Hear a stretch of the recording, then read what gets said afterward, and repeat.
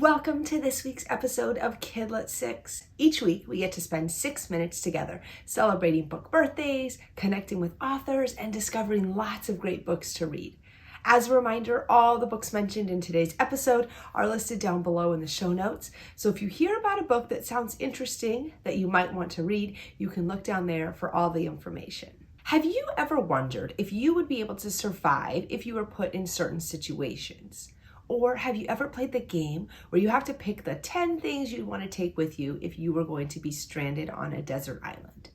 Today's episode is going to be all about survival-themed books. The author in our Authors Recommend segment has a book about surviving a snowstorm, and our book of the week is about surviving on an island with a polar bear. But if you've imagined what would it be like to survive in the city, then I'd recommend reading Alone by Megan E. Freeman.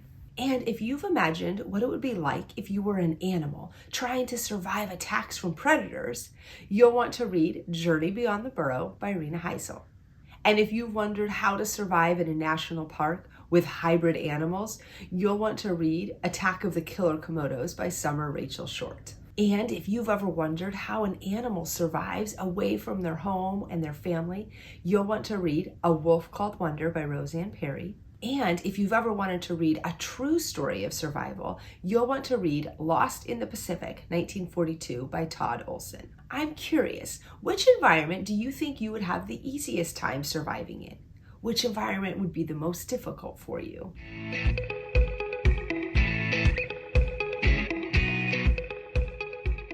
Courage. I'm the author of Stormblown and Snowstruck. Stormblown is the story of a massive hurricane working its way across the Atlantic Ocean into the Gulf of Mexico, where I grew up. And Snowstruck, which publishes on February 15th, is the story of a really big blizzard hitting the eastern seaboard, specifically New York City, where I lived for many years. Both of those books are about ordinary kids in extraordinary circumstances, and they're also about these big, scary storms and what happens to some of the people and the animals in their path. So if you really like I Survive, but you're looking for books that are a little bit longer, these might be for you. Today, I'm recommending one of my favorite authors, who is Carlson, specifically her series, The Very Nearly Honorable League of Pirates. I think I got that right. It's about Hillary Westfield, who's supposed to go to finishing school, but instead she joins a crew of pirates. These books are fun, they're fast, they're adventurous, and I have a little free library, and I put some of Carolyn's books out in it, and I'm actually getting knocks on the door from kids who are asking for more books in this series. So I highly recommend Carlson's Very Nearly Honorable League of Pirates.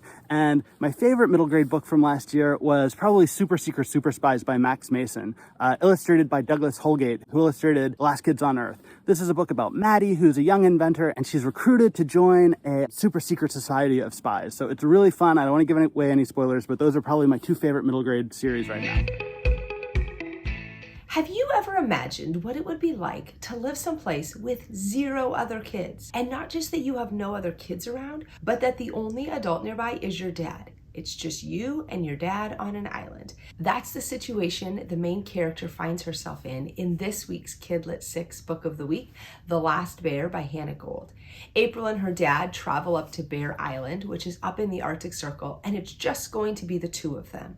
And then April meets Bear, a lonely polar bear. She befriends the polar bear and they adventure all over the island together. But she realizes that Bear is sad and lonely, and she sets out to find out why and what she can do about it. If you like stories about animal and stories about survival, you're definitely going to want to read The Last Bear.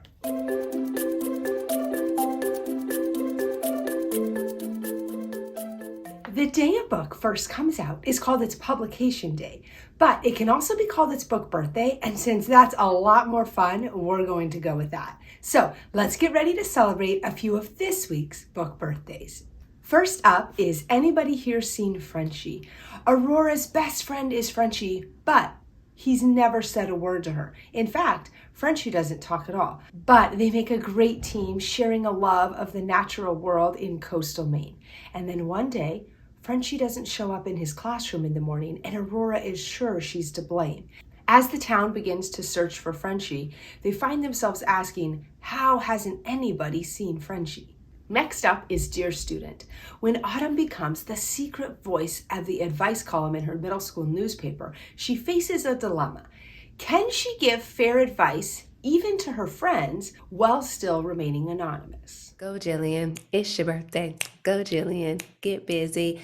Just right, Jillian. Story of a super smart, super shy fifth grader who is ready to break free from her shell. Go, Jillian. It's your birthday. Go, Jillian. Get busy. As a reminder, the best way to celebrate a book birthday is to read the book. So head to your local library or independent bookstore and pick up your copy of these books today.